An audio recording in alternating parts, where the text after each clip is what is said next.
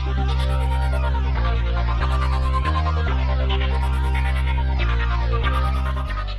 everybody, and welcome to another episode of Adventures in Angular. This is Charles Max Wood. I am live at Microsoft Build, and we're talking to Colby Tresness. Did I say that right? You did. This episode is sponsored by Sentry.io. Recently, I came across a great tool for tracking and monitoring problems in my apps. Then I asked them if they wanted to sponsor the show and allow me to share my experience with you. Sentry provides a terrific interface for keeping track of what's going on with my app. It also tracks releases so I can tell if what I deployed makes things better or worse. They give you full stack traces and as much information as possible about the situation when the error occurred to help you track down the errors. Plus, one thing I love, you can customize the context provided by Sentry. So, if you're looking for specific information about the request, you can provide it. It automatically scrubs passwords and secure information, and you can customize the scrubbing as well. Finally, it has a user feedback system built in that you can use to get information from your users. Oh, and I also love that they support open source to the point where they actually open sourced Sentry if you want to self-host it. Use the code devchat at Sentry.io to get 2 months free on Sentry's small plan. That's code devchat at Sentry.io. All right. He's from Microsoft. He is the program manager. Is that what you said? Yeah. Project manager, program manager? I call myself a product manager, but my title is program manager. So. Okay. And you work on Azure Functions, which are the serverless functions on Azure. Yeah. So folks who are familiar with that kind of thing, I think most people are. You know, you've seen them on some, I think IBM offers something like it. I think Amazon offers something like it, you know. So yeah, it's a pretty common pattern. It is. I'm happy to introduce for those who aren't, though. Serverless functions is well, I should introduce it as two separate things, serverless and then functions. So okay. Serverless is kind of the hosting model of you not having to worry about the scale of your application at all. Right. So it's a couple different components. It's basically you worry just about what, well, for functions in particular, you worry about just the application code that you're writing. We will handle all of the infrastructure for you. You give us an event, you give us a little code, and then we handle everything else. So the last bit that's really cool is that we bill you based on what you execute and what you are actually consuming, which means that unless you have a really kind of high throughput application that's kind of always on, you're most likely saving money by using serverless. Right, that makes sense. And so essentially the idea is that you write a JavaScript function, you set up some kind of endpoint that is called programmatically. Yeah.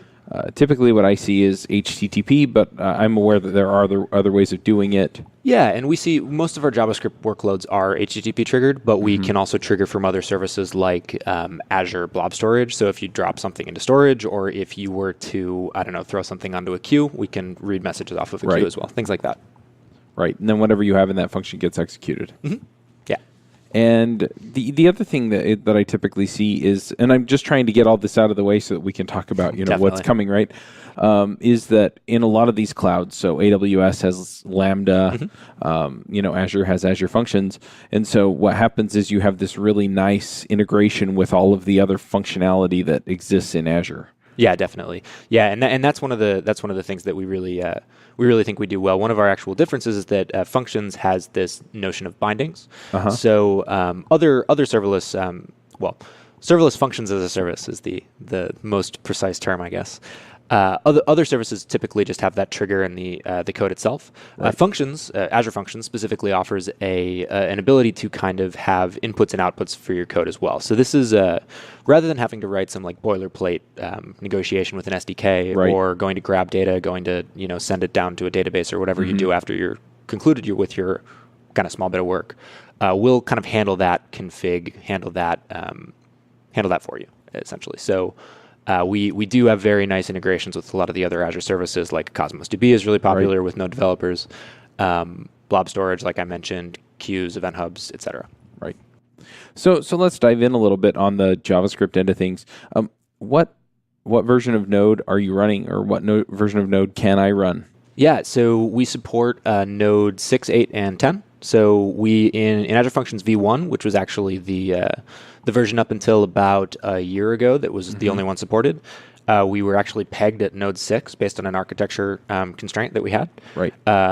We did do a lot of work to move past that, obviously, because Node 6 is end of life as of soon. I think it might have been a couple days ago. Anyway, Anyway, we obviously wanted to modernize. We obviously wanted to enable the Node 8 and Node 10 for all of our customers. So we did a pretty big re-architecture that concluded with the general availability of Functions v2, which was pretty much maybe a year and a half ago, something like that. And with that, we now support Node 8 and Node 10 as well. And because of that architecture rework, we're now any real version for the future we can update to. So as soon as Node 12 goes LTS, we'll be ready to snap to that as well. Nice. And that should also be coming pretty soon, shouldn't it? Mm-hmm. Yeah, it's definitely in the roadmap. Nice. One other thing that I'm wondering about, and this is something that I've run into with my experience with serverless functions as a service, as you put it, is getting NPM packages installed so that I can do what I want to do inside of my serverless functions. So how does Azure Functions manage that piece of things? Because it does significantly increase the size of your, I don't know what to call it, container, cluster? Yeah, it's I would just say the package that you're deploying. Right. So it's well, that actually kind of leads into my next answer. There are two different things that I would say here. The question of kind of how do I get my dependencies onto Azure is one of, there are basically two separate answers. One of them is you do the dependency resolution on your client side before actually deploying that to Azure, which is fine for small applications, for things that you're doing yourself. But if you have, say, a CI/CD pipeline, then it gets a little more complicated. You don't want to check in your npm tree to GitHub. That would be bad. So what we do offer is a couple different ways to do server-side builds. And it's server-side dependency resolution for Node. For our other languages, it's a server-side build. The core idea here is that we have a really nice integration that we actually just released with Azure Pipelines. So that's the Azure DevOps' specific build server. So we have templates for Azure Functions, which will just do an npm install, do an npm run build, do kind of all of your all of the things that you would need to get those dependencies up into your cloud application as well. We also, with a lot of our deployment techniques, do just a simple npm install by default if you have just a package JSON that we need to resolve. So that's one part of the answer. The next thing I want to say, though, is how you can actually manage the size of that.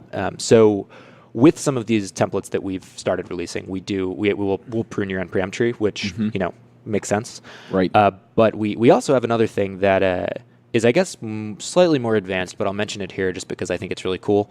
We have this piece of technology called run from package, which essentially basically, the way this works is you deploy a zip file with all of your application code. So this is actually compatible with the Azure Pipelines integration that I mentioned before. Right. You deploy your package, and then it gets to Azure, and then we'll actually mount that file system directly from the zip file, so you don't actually have to do I/O with thousands of npm file, or with the thousands of files that are referenced in your npm tree. You have to do one file I/O operation for that zip file itself, and then we mount it entirely in memory. So it's a really cool piece of tech that we released fairly recently. It should be the default for most of our deployment techniques as well. One of the actual strengths of Azure Functions, I think, relative to the competition, is our local development experience, because this is Microsoft. We have Visual Studio, we have Visual Studio Code. We have some really great tooling there as well. So if you're using Visual Studio Code, we advise, we've got an Azure Functions extension, super easy to install. Just go to the extensions tab and search Azure Functions. And then from there, you can actually go and do all your local development, deploy, and that'll take advantage of the latest features like this run from package I just mentioned. Right. And it's interesting you bring up the Visual Studio Code extension, because that's generally what I've used to play with Azure Functions some. And it makes it really easy to build them, to test them, to do the whole 9 yards, and then to deploy them. Yeah. And when I tried doing it with, I won't name competitors, but I've tried doing it with another system, and the easiest way for me to do it was to use the serverless package. Yep. And it essentially did what you talked about, where it zipped it up, and then it reinflated it on their storage system, and then did some black magic to get it into the function system, and that was, I was like, I don't know what it did, but it worked. Yeah, it's funny. A lot of our competitors, a lot of the folks that use AWS Lambda use serverless to deploy their code and to kind of do that lifecycle management. One of the things that we actually handle for you is that outer loop development as well. So we do have an integration with the serverless framework. We don't see that many people using it just because it's not as necessary, because we have kind of out-of-the-box tooling that supports Azure Functions natively, I would say. So makes sense. So, do you have some features coming in Azure Functions? Sure. It's always interesting to see what's coming and what will be available soon. What should I bring up? Well, I think I should probably first start with our the announcements that we made at Build. So we have a couple things that are just recently released that are either preview or fully fledged. One of them is this project KEDA, which is actually kind of cool. It's so Azure Functions. I should do a little bit of background first. So Functions actually is supported. So Functions itself is kind of an amalgamation of a couple different products. To be honest, it's the serverless hosting model, which I mentioned before, and the Functions as a Service piece. So it's the event-driven programming model. And the hosting model is the serverless. It's the fact that you're scaling dynamically. But that's not the only way you can host Azure Functions. So you can actually also host functions in this dedicated mode as well. And what that means is that you actually pay for dedicated infrastructure, and with that you get no cold starts, okay. Yeah, so your application's always warm. You do not get the serverless scale on top of that, however. So with this, and just to be clear, the cold starts are you're only paying for what you use, and so it's got to rehydrate something before it can actually respond to an event. Precisely, if nothing's hit it for a while. Precisely, we keep a pool of warm workers that keep the Azure Functions host running, but we do need to specialize your code directly onto that machine. Right, and so if you dedicate some infrastructure to it, then it's consistently ready to answer those. Precisely. Yeah. So there are actually two announcements that I want to talk about from this nice intro. The first is actually I'll skip KEDA right now and go to the Azure Functions Premium plan. So we can return to this a bit later, but the core idea here is prior to this time. You were allowed to run functions in one of two ways: the consumption plan, which is serverless, or the dedicated plan, which has no scale at all. Right. You can configure scaling rules, but it's up to you to manage it entirely yourself. So the premium plan gives you kind of the best of both worlds. You reserve one dedicated instance. You pay for one instance to kind of always be there, and then we'll scale dynamically on top of that, which means that you kind of get the best of both worlds. You get, because we are always keeping something warm, we always have your code loaded. We always are available for you to run, and then so you don't have to worry about cold start. But on top of that, you get the dynamic scale that you would get with other serverless stuff. So the other parts of the premium plan that I should mention is that it's also running on better hardware, and it's also running. It has some more advanced networking features as well. So that's slightly more expensive. So might not be the first place people go, but it's a nice option if you know you need it. then it's good to be there. So that's the premium plan. That's one thing that we announced recently. The other thing that I want to kind of get to is this KEDA thing, which is pretty cool. This was a project that we worked on with Red Hat. Okay. And it's actually to enable the serverless scaling behavior in Kubernetes for Azure Functions. Oh, nice. So you can actually run functions with KEDA. KEDA is essentially mimicking a component that we have internally in our infrastructure called the scale controller. So it basically says you can have knowledge of event sources like this queue in Azure, or it will be enabling more and more as we go. But the idea is you can actually, from Kubernetes, peak the length of whatever queue that you're connected to, peak the length of an event hub or whatever you're using, and then based on that, you can actually allocate the number of workers in your Kubernetes cluster to functions. So you can actually use the same functions programming model from inside a Kubernetes cluster, which I think is super cool. That is cool. Yeah, so those are a couple things that are coming. What else? Bunch of different things. Depends just what I want to get into. The other cool thing that I would say that we recently released that I think is pretty relevant to JavaScript developers all across the scale of things, not just Azure Functions users, I would say is this Azure Serverless Community Library that we have. This is something that we have had for quite a bit of time, but we have recently released a set of UI improvements and also added some more functionality to this. So the idea is it's a gallery of open source samples that people have built using serverless on Azure. Right. So it's basically just a repository of a bunch of GitHub repos that people have built and contributed. And you can kind of go through, look at what other people have done with serverless functions, what other people have done with even other serverless products like Azure Logic Apps is one example. And yeah, just from the central place, you can go search, learn more about serverless, learn more about what people are doing with functions, and go from there. Right, that makes sense. And I love the idea of basically having not just the small pieces that I can put together my own serverless functions from, but also being able to go and look and see, what problems people are solving with serverless. Precisely. I'm going to come back to that in a minute, though. I'm a little bit curious, too. I've talked to a number of people, and they look at serverless, and a lot of concern is around security, right? Because if I put a serverless function out there, I put an HTTP endpoint on the front of it, and then it's talking to Cosmos DB or something else in the back end. I don't want somebody else coming in and hitting that and filling stuff up with junk. So how do I secure that so that nobody else will hit it? Yeah, so one of the cool parts about Azure Functions is that at least the current offering is built mostly on top of another Azure product called Azure App Service, which means that we get for free a lot of really nice features, including some security settings as well. So first of all, functions you can configure keys to enable access to functions. So for instance, you can, for an HTTP triggered function like one that you're mentioning, you can pretty easily restrict access to that function to only folks calling that with the correct key. Right, but if I have all of my code on the front end, I'm not running a back end, then that key has to be somewhere on the front end in order for it to hit it, correct? Yes. So that's a fair point. So it doesn't actually have to be on the front end, the API call, right? So you can actually be making a call to that endpoint from elsewhere. So I wouldn't advise using specifically the keys to navigate to a function via that. But I would just call out that there are some features that we have on top of just allowing specifying keys for your functions. So there are things like configuring core settings. I think is super important. We have different things like enabling securely your secrets. So if you don't want your code, if you don't want to worry about managing of your secrets yourself, you can actually go and put those in Azure Key Vault, and we can just actually grab those at runtime by just providing the connection string to the Key Vault itself. But yeah, so I would say that a whole swath of features around security, around Azure Functions, specifically around the concern of hitting functions from your front end. I would say that it's a pretty common pattern to use something like API management or some other kind of layer in between the function endpoint and your front end.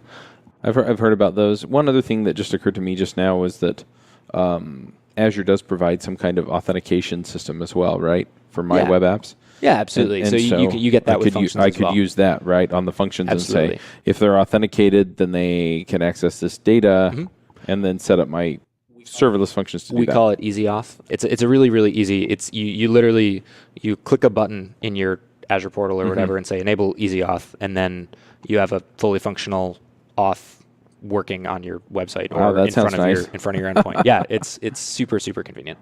Very cool. So going back to your, directory of different types of serverless functions that people are using, what seem to be the most popular use cases for it? Specifically for JavaScript customers, the majority of things that we're seeing are HTTP endpoints. A lot of people use serverless APIs.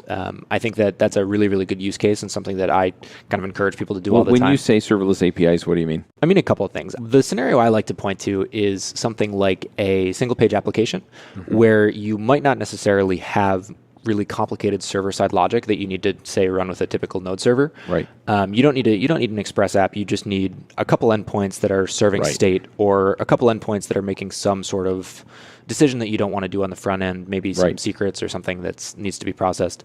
And that's a really common use case and something that I think we do pretty well. So if you have, this is actually something that we see people doing pretty frequently now, is having like a single page application, just like a React or Angular app or something in hosted by Azure Storage, and then have kind of this two-tier application with all of your APIs done with serverless functions. Right. It's a pretty slick architecture, and I'm seeing more and more people do it. That being said, there are other things that people can do with functions as well. So a lot of people do some data processing tasks. Right. So things like, moving data from here to there, doing some small manipulation. Maybe AiA requires data in some form, and we need to pass it on to some other part of our system, which requires our JSON to be slightly different or something like that. There's some format translation or something. Everyone's always had those. Those are common. Yeah. And then, so we see a lot of that as well. And then really just anything that has to do with events, I think it's a good fit for serverless. So we'll certainly see more and more interesting architectures come up as things go. I think IoT is another cool one. We don't see as many people doing it just yet, but I think we're seeing more and more. I'm confident of that. Absolutely. Hey, are you working on a complex enterprise Angular application? Angular Bootcamp is an intensive 3-day workshop class to learn the basics of Angular through sophisticated techniques for real-world applications. They update the class regularly for the most current Angular, and a lot of the curriculum is also relevant to older versions. Or you can go beyond the 3-day class with help from Oasis Digital, the team behind Angular Bootcamp. They can assist your team or launch your project, including scalability, data flow, state management, service architecture, full stack product design, and a ton more. Or you can contact them for a private class at your location or attend public classes in cities around the US and occasionally in Europe. Online live instructor training is also available at angularbootcamp.com. Yeah, so it sounds like this is something that I could use to actually just build my own app without having any kind of a back end, provided absolutely. that things are reasonably straightforward. So, right?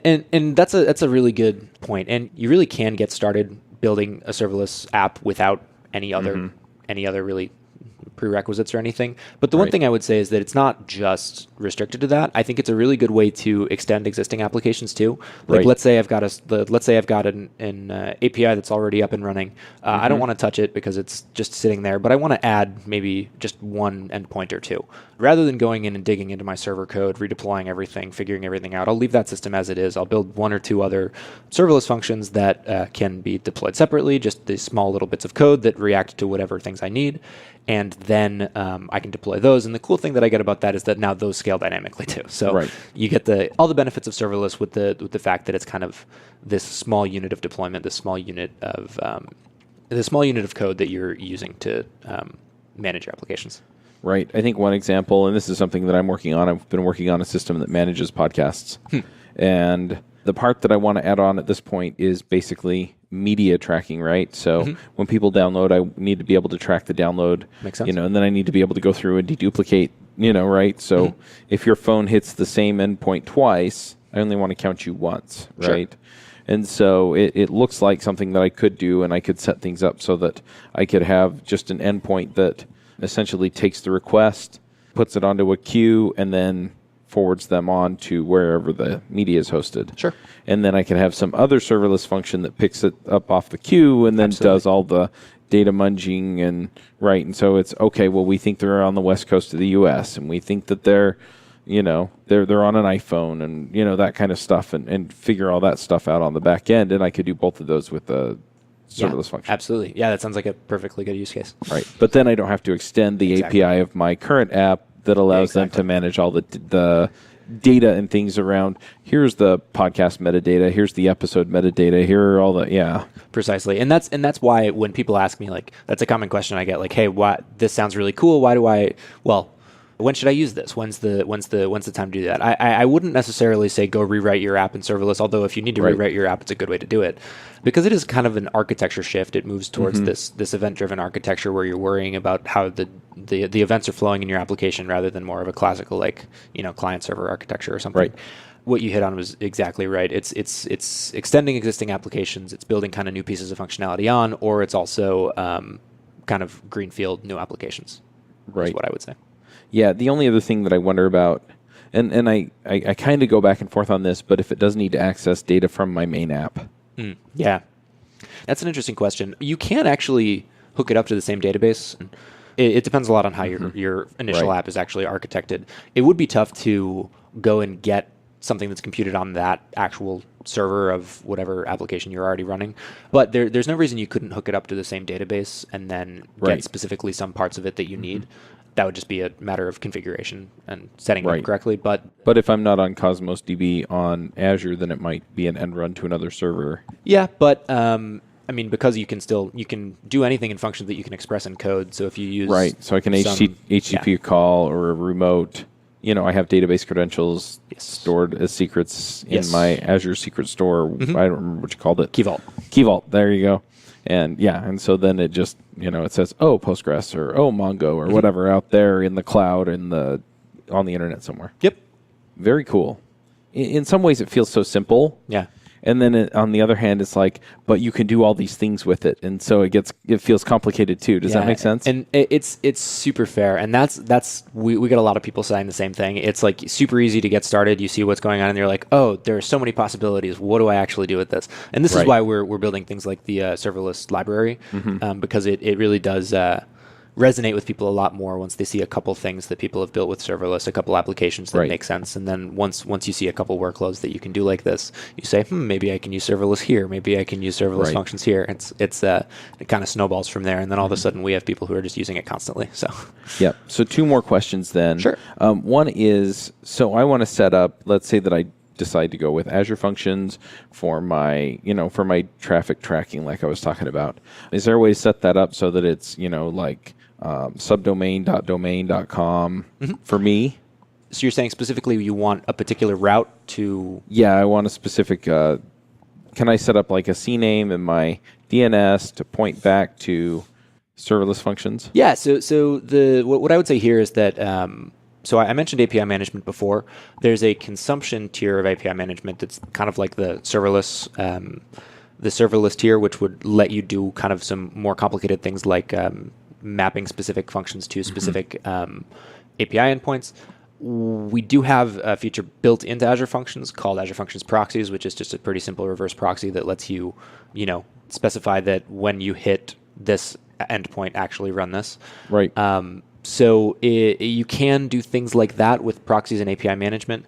I'd have to know a little more about the exact thing you're trying to do to say whether that's particularly the thing that'll work for you. But in general, yes, you can use things like API management and proxies to manipulate what actual endpoints you're hitting in your application. And then if you have other features like, if you've reserved the domain, and then you can kind of layer all of these things together to build whatever API you want. And then the other question I have is, I've played with Azure Functions a little bit, but I'm not a heavy user. I haven't actually put any production code on it yet. And so if somebody wanted to get started, is there a good way to get started? Because just to give you some context, I've signed up for Azure. I logged in and I got kind of the big Azure portal. Yep. And it's a little bit intimidating. It is.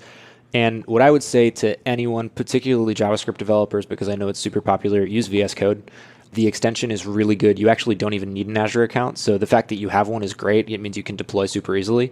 But even without an Azure account, you just download the Azure Functions extension. It takes like 10 seconds. And then as soon as that's done, you can go and click on the little Azure A and the Azure logo, which looks like an A, in the left tab. And then from there, you can just create a function app. You can see it run locally on your machine. And the cool part is that what's running locally on your machine is actually the same runtime that I mentioned before. It's fully open source, and it's also the same exact runtime that's running in Azure. So when you're running locally, it's the same environment, which gets rid of a whole class of issues of, it works on my machine. But that's always fun. Yes. If I had to say one thing to everyone, try it out in VS Code. It's a really great experience. And it's really easy from there to then deploy to Azure to kind of progress however you'd like. And at that point, when you deploy to Azure, that's when you need the Azure account.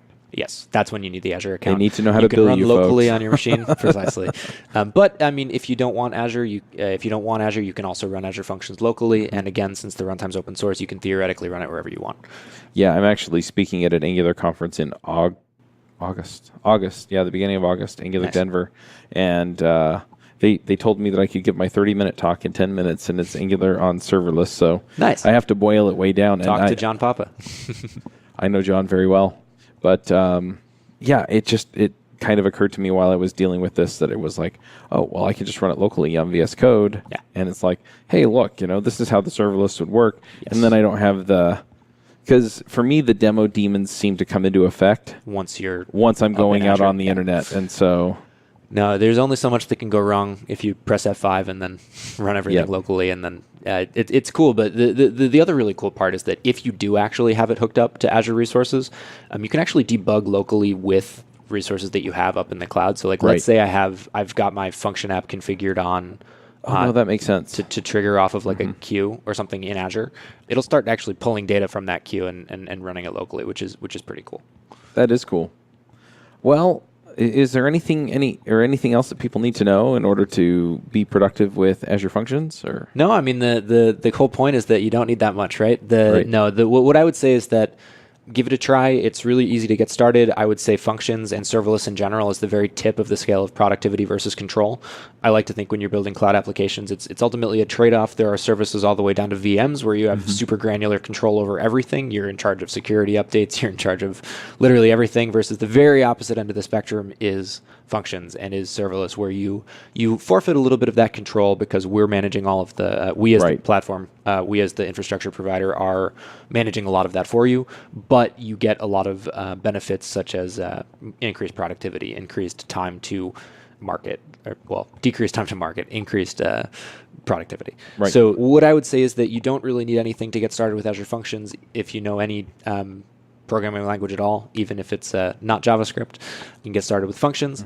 What non-JavaScript languages do you support? Yeah, so right now we have 3 generally available runtimes. So fully supported out of the box is everything.NET, Java, and Node, so that's JavaScript and TypeScript. Oh, that's the other thing I forgot to mention. We have a really cool set of TypeScript tooling as well. So you can actually just, it's ultimately running Node, but... Of course, but we've got a nice set of tooling that lets you run TypeScript out of the box, and we have an Azure Functions types package that lets you see what's actually inside the shape of an Azure Function object. But anyways, I was going on about languages. The other 2 that we released recently are PowerShell is something that we released last week, and then Python has been in preview for a little while now, and we're pushing towards generally available later in the year. Right. Yeah, so that's it right now in terms of languages. Do we expect to see other languages eventually show up? Yeah, for sure. I think the next one that's probably on the radar is Go. We have no concrete plans right now for timing or anything because, I can't commit to... Fair enough. No promises. They're looking at Go. Yes. But yeah, and then ultimately it's after that we'll evaluate what people ask for, what's the the next one on the list. But we're focusing a lot right now on making sure the existing languages that we support are fully supported. So, like I said, we have 2 languages in preview. So before we start enabling anything else, we'll focus on getting those out fully. No, that makes a lot of sense. And I would rather have a terrific experience on a language that I'm not as familiar with than have a poor experience there because you're trying to support everybody. So. Exactly. Yeah. So yeah, good with that. This episode is brought to you by Triplebyte. Applying to programming jobs sucks. You have to put the right keywords in your resume, you spend hours and hours on the phone screens and take-home projects, and that's assuming the company even responds to your application. Well, if you're a software engineer, Triplebyte can help. They work with over 400 top tech companies, from big names like Dropbox and Adobe to exciting startups. You do one brief online interview with them, and if you do well, you go straight to final interviews with the company on their platform. It's like the Common App for software developers. Triplebyte does not look at your resume or where you went to school. All they care about is if you can code. I've helped dozens of software developers with various credentials get jobs, and this looks like a terrific way for you to get in and get interviewed and get a job without a lot of the hassle and overhead. You can go check them out at triplebyte.com/angular. That's triplebyte.com, byte as in 8 bits. As a special offer for listeners of this show, if you take a job through Triplebyte, they'll offer you a $1,000 signing bonus. Now, one thing that we do on our shows is what we call picks, and they're essentially just shout-outs about stuff that you're liking or enjoying. So it could be TV shows, it could be a particular coding tool, it could be a book, it could be anything in between. So are there 1 or 2 things that you just want to shout out about that you think people ought to know about because it's cool and it'll make your life better? That is a great question. Game of Thrones is too mainstream, so I can't do Game of Thrones. Although controversial episode last night. Anyway, I haven't watched it, so I won't say anything. Anyway, what are some tools that I'm loving right now? I've already pitched VS Code enough, so I can't really go with that. Kind of hoping that I get to talk to them this time around. Yeah. It seems like we get to talk to them at one or the other of the conferences. Yeah, they're super nice folks too. So so definitely get started there. Now, what have I been liking lately? I've been watching a couple other TV shows as well that I think might be fun. If you've ever, it's a little dark, but Barry is fantastic. I don't know if I've even heard of it. So it's Bill Hader, who's famous from SNL. He's the guy who did the Stefan sketches and all of the...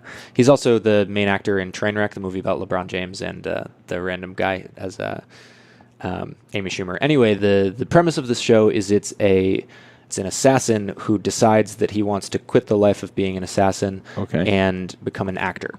So it is kind of this really weird, dark comedy about this assassin who's like trying to quit the life, but he keeps getting sucked back into being an assassin, but really he wants to follow his passion, which is acting.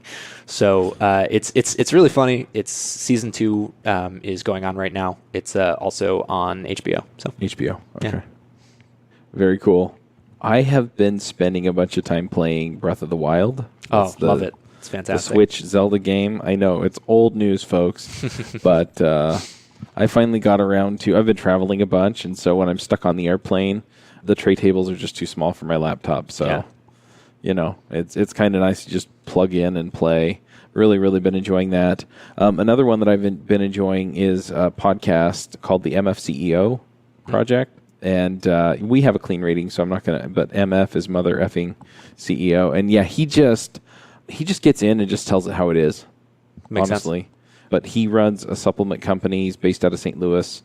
And I think they're a $200 million business or something. But he just gets in and he's like, if you want to succeed, here's what you've got to do. Interesting. And it's really terrific just from the sense of... He's like, look, I'm just going to be myself. I'm going to tell you how it is. I'm going to be direct about this stuff. He doesn't sugarcoat anything. And a lot of times, and I think we're going to see more this way too, just in content, is that people want something that is authentic, right? You get people out there, they're doing a show, makes sense. And they either pull back in certain areas or they're just not. And, he doesn't tell you about everything that's going on in his life, but when he's talking about this stuff, you can tell that he really believes it and that he really cares. And, I think more and more we're going to be heading to a place where people are looking for that kind of authentic content. And so if you're looking to do a startup or just be a better employee or anything like that, and it doesn't bother you that he drops a bunch of F-bombs in the middle of it, then it's definitely worth checking out. So I'm going to shout out about that. And then finally, I shouldn't blow my whole... list of picks because I have 3 more of these to do during the conference, but I just enjoy walking around downtown Seattle. It's kind of a cool fun. place. Yeah, I've been here a few times, but yeah, it's always fun to just kind of wander through and see what's going on and see what people are, see what restaurants are out there and stuff like that.